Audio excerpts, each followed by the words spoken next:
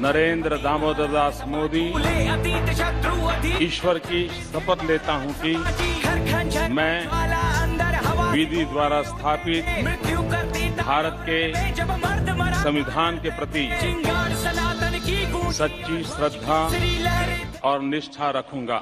এই পৃথিবীতে কিছু মানুষ আছে যারা নিজের সুখের জন্য না, অন্যের হাসির জন্য বাঁচে, যাদের জন্য কোটি কোটি মানুষ ঘুমাতে পারে নিশ্চিন্তে, কারণ তারা জেগে থাকে দেশের জন্য। সেই মানুষটা আর কেউ নন, আমাদের সকলের প্রিয় শ্রী নরেন্দ্র মোদী।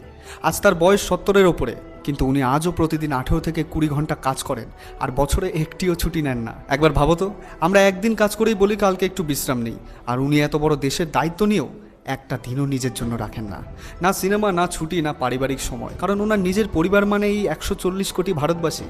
নিজের ঘর ছেড়ে দিয়েছেন, সংসার করেননি। প্রতিটা মা, প্রতিটা বাবা, প্রতিটা ছেলে মেয়ে সবাইকে নিজের পরিবারের অংশ মনে করেন। ঘুম থেকে উঠেই তিনি দেশের জন্য কাজ শুরু করেন।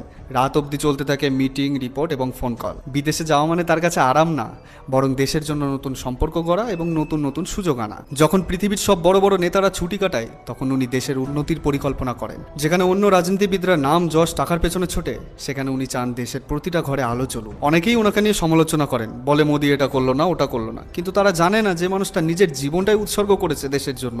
তাকে কষ্ট দেওয়া মানে নিজের দেশকে কষ্ট দেওয়া। মানুষটা নিজের পরিবার, নিজের শান্তি, নিজের ঘুম ত্যাগ করে শুধুমাত্র দেশের ভবিষ্যতের জন্য লড়াই করছে।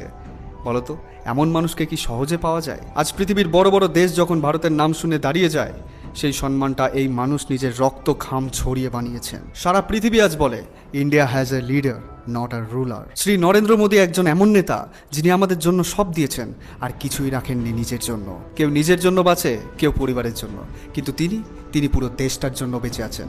ওনাকে ঘৃণা নয়, ভালোবাসো, কারণ ওনার মতো মানুষ বারবার জন্মায় না।